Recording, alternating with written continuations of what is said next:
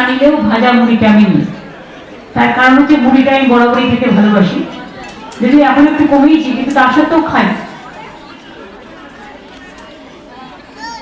আর আমার সাথে লতা এসছে, ওইদিকে লুকি দাঁড়িয়েছে, এটা অভিষেকের মা।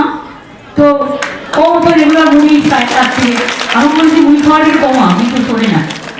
আসলে সব দেশের লোকেরা একটু মুড়ি টুড়ি খেতে ভালোবাসে, তো সেই জন্য আমি পুজো পার্বণটা ওকে নিয়ে যাই। কারণ আমার একটা নিয়ম আছে, পুজোর দিনে না, পুজোর দিনে পুজোটা আমি ঘরের বউকে সাথে রাখি।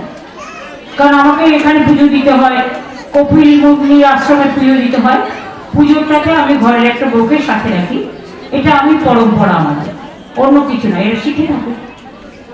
সেই জন্যেই আমি সকল মা বোনেদের আমার প্রণাম জানাচ্ছি, শ্রদ্ধা জানাচ্ছি, সংবাদ মাধ্যমকে অনেক অভিনন্দন জানাচ্ছি।